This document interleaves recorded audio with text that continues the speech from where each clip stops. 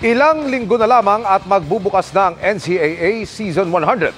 Ramdam na nga ang excitement ng defending champion San Beda University at host school na Lyceum of the Philippines University. Ang kanilang pep rally at paghahanda sa Centennial Season sa pagtutok ni Katrina Son.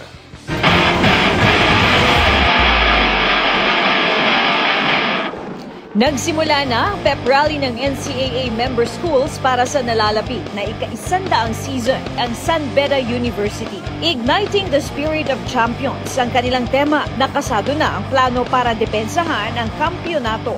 During the last NCAA season 99, we were the best performing school or overall champion.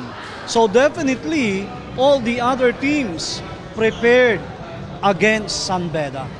But we will be steadfast so that we will remain as champions and retain the overall championship. Bukod sa performances, highlight ng programa ang pagpapakilala sa kanilang mga atleta. Kabilang ang tinaguriang Kings and Queens of NCAA Season 99 na San Beda Red Sea Lions at reigning basketball champions ng Season 99. Defending the title is way harder than getting another championship just like last year.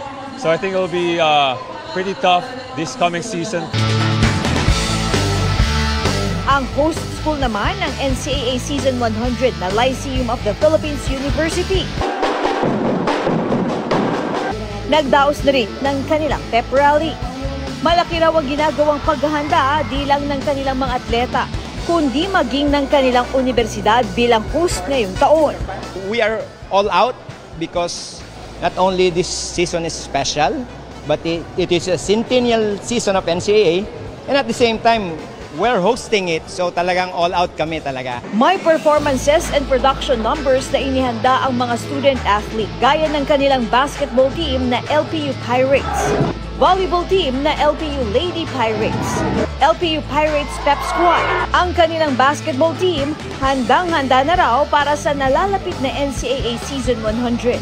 More on defense talaga kami, mga pressure namin. And syempre, yung mga transition din namin. Para sa GMA Integrated News, Katrina Son, nakatutok 24 oras.